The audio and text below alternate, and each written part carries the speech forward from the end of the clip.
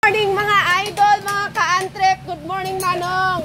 Sa mga may sira ang sapatos ninyo dyan, sandals o bakya.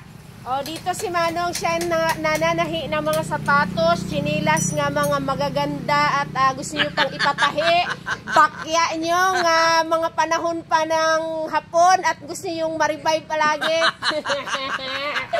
Si Manong ang nananahi. Kaya ang sapatos namin dito, kaya palagi siya punta, kahit hindi pa inugtahi, gisiin, giniintoy para lang may matahi.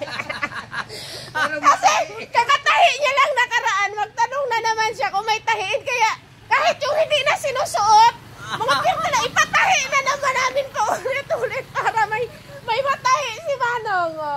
Ito kay Intoy, bibili kahapon, papunta na kami ng welcome kay bibili ng bagong sapatos. Nasaraduhan kami. Since nandito na si Manong, ipapatahi na naman. Hindi na naman mabilan si Intoy ng ng bagong sapatos, kay tahi na naman yung luma niya. Nakatipid din tuloy ako.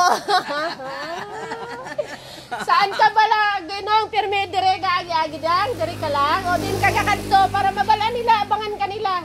Barangay, ako ya. Barangay. Din ang next mga barangay nga rumbo. Abot sa Tagbita. Buwas din ka nga barangay, Buwas. Ang dola ka barangay, wala kang mapuntahan. Ano nga barangay? Dos taas. Ito. Mga kababayan ko dito sa bayan ng Rizal, mula Bunog hanggang Kanipaan, abangan nyo si Manong, ipatahi ninyo ang mga bakya nyo, nga mga tinaguan, nga mga gise, para masuksok nyo pa. Pakuha na sa asawa ko ang ganyan mo. At para mabalaan nila nga gapanahi ka. Madamo imo customer, mapasalamat ka sa akon kay madamo imo customer.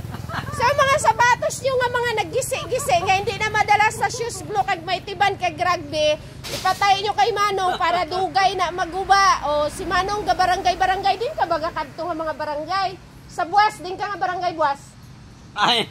Para abangan kanila kung maipatahi sila. Mag-uwi ako sa bukas sa Panalingaan kasi. Panalingaan bukas. Barangay Panalingaan. Abangan nyo si Manong. Hanapin nyo na yung mga sapatos kag bakya nyo nga mga guba. Nga mga guba kay para matahi niya na. Di ba nung kapangayo ko ng payong? Di ba pati payong? Oo. Pati payong nyo nga guba, ipaayos nyo. Wag muna kayo magbili ng bago para makatipid-tipid kayo at para ayan, may tuloy ang negosyo ni Kuya. Okay?